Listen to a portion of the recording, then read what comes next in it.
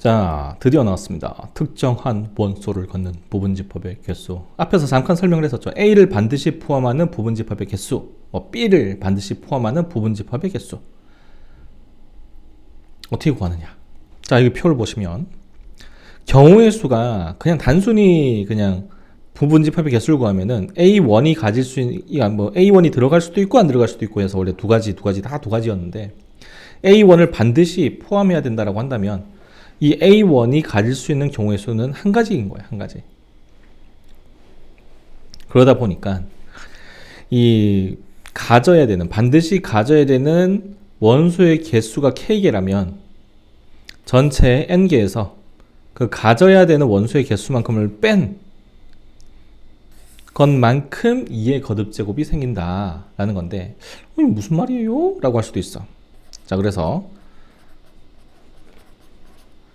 1, 2, 3, 4를 원소로 가진 집합이 있는데 얘의 부분집합의 개수를 구해라 라고 한다면 1이라고 하는 원소가 들어가 있을 수도 있고 안 들어갈 수도 있기 때문에 얘가 가질 수 있는 경우의 수가 두 가지. 2라고 하는 원소가 있을 수도 있고 없을 수도 있으니까 역시 두 가지. 3도 두 가지, 4도 두 가지에서 총 2의 4제곱개만큼의 부분집합이 만들어질 수 있는데 그 중에서 1과 2를 반드시 포함하는 부분집합의 개수를 구하시오 라고 한다면 1이 들어갈 수도 있고 안 들어갈 수도 있고 이렇게 두 가지를 가지는 게 아니라 들어가야 된다라고 하는 한 가지, 2도 들어가야 된다라고 하는 한 가지의 경우의 수를 가진다라는 거죠. 그러다 보니까 2의 4제곱개 아니라 2의 제곱개가 됐지. 4개 중에서 2개를 반드시 포함해야 되니까 그 포함되는 원소의 개수만큼을 지수에서 빼주면 그게 1, 2를 반드시 포함하는 부분집합의 개수가 됐다라는 얘기예요. 반대로 이번에는 1, 2를 포함하지 않는 부분집합의 개수를 한번 구해볼까? 자, 이건 어떻게 하냐면은 1도 포함되어 있지 않아야 된다라고 하는 한 가지, 2도 포함되어 있지 않아야 돼요라는 한 가지, 포함되지 않는다라고 하는 경우의 수 한 가지씩을 가진다라는 거. 3은 있어도 되고 없어도 돼. 두 가지. 4도 있어도 되고 없어도 돼. 두 가지. 그래서 똑같이 포함된다라고 하든 포함되지 않는다라고 하든 똑같이 구해주면 된다. 똑같이. 이렇게.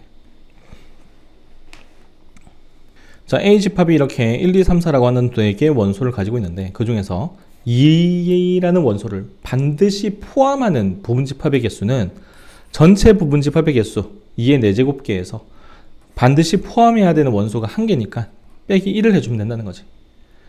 근데 반대로 이번에는 2를 포함하지 않는 부분집합의 개수를 구해라 라고 하더라도 똑같이 전체 2의 4제곱개에서 포함하지 않아야 되는 원소가 한 개니까 빼기 1을 해주면 된다. 결국에는 포함하나 포함하지 않는 거나 구하는 개수는 변함이 없다 라는 거죠.